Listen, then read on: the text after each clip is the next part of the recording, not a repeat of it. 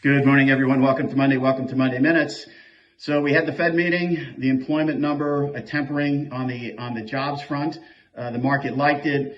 Shorts definitely covered. The market feels much more balanced here. A ton of corporate issuance in the marketplace from that employment number, even through this morning. As we look to the inflation data this week, we'll get PPI, obviously CPI. We'll have a good look at the month-over-month numbers there. Expectations are a slight tempering from 0.4 to 0.3. In addition to that, we get retail sales, we get claims. The quarterly refunding out of the way now. Ton of Fed speak, including Chair Powell this week. So busy week ahead. We'll get a good look at the economy. We'll get a good look at inflation. And we're kind of jumping around here from number to number, meaning employment to inflation, the two inflection points. But in general, the market does seem much more balanced, not just expectations for 2024, but even 2025. If you look at SOFR out year-end 2025, I mean, at one point, we were pointing toward 5%, so almost virtually no rate cuts priced in for 2025, but still a very, very benign scenario, very much in line with this higher for longer.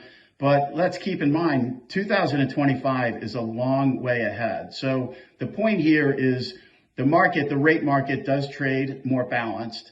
The challenge in our view is financial conditions are still extremely loose.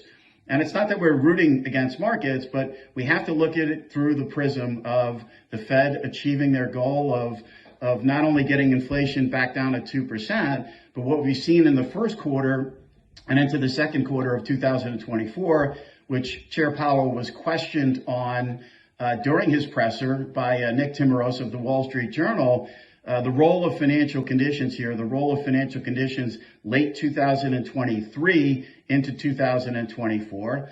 And the chairman's answer was time will tell. But certainly rates have repriced from late last year through now, real yields definitely higher. That is certainly part of the equation.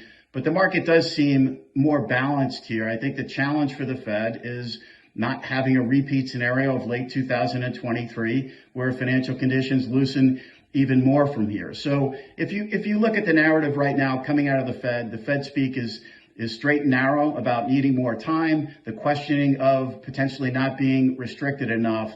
And we continue to see that dialogue moving forward here. Even if we do get a slight tempering of the inflation numbers this week, there's still going to be more time needed here to see where we're at in terms of, are we trending higher and even higher from here, or will we form that range that Chair Powell referred to during his presser? The range meaning all the Fed would do is would sit here if inflation did trend in that range. And that range for us in terms of PCE versus CPI, and there's a big spread there. If we do remain between 2.5% and 3% in those PCE numbers, core and headline numbers, then it's more than likely what the Fed will do is just simply sit on their hands.